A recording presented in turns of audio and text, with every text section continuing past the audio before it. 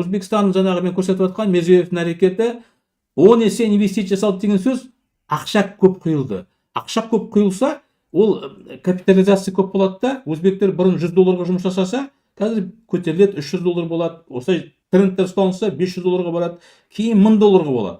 Бір уақытта заман келеді, қазақтың азаматтары Өзбекстанға жұмысқа барады. Қазір Лондонға баратырмыз ба?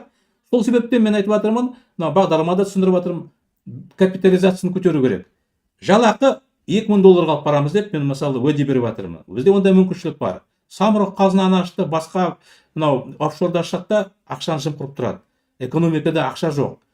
Астана, Алматы, Шымкент 3 қалада ғана құрылыс жасайды да, қалған аймақтардың ақшасын сорып алған. Ол қате. Бағдарламада жаздым. Біздің көзқарасымыз бойынша аймақтар дамыту керек. Аймақтарға ақшаны көбірек бөлу керек та, олардың аймақтың басшылары, мәслихаттың депутаттары, әкімшілік өздері есебін жүргізіп, өз экономикасын көтеру керек. Ең бай болу керек Алматы, Астана емес, ең бай әрине Маңғыстау облысы, Атырау облысы, Орал, Ақтөбе, қай жерде мұнай, газ шығып жатыр. Ол жерде кәдімгі Клондайк болу керек. Ол жерде аймақтарда жолдары жылтырап тұру керек, асфальт, коттедж салыну керек. Міне. Ал бақыласаңыздар, бізде ақшаны табады да, ақшаны бәрін жымқырады. Қайда? Европаға, Дубайға. Ресейде де сондай тактика.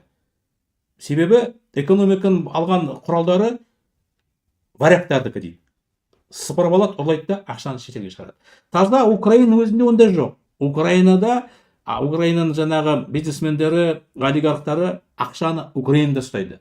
Украинада өздеріне үй жақсы салады, балаларына қайтып береміз деп, олар сенімді болды. Әрине мынау қазір орыстар соғыс ашқаннан кейін зардабын шегіп жатыр. Бірақ түбі ол Украина қалпына келеді, есін жиып алады, еуропалық дамыған мемлекетке айналады. Себебі ұстанымдары дұрыс. Ал Ресей, ол мен айтқаным бар, бірінші рет глобалды перспектива деген түсінік бар, ыдырайды.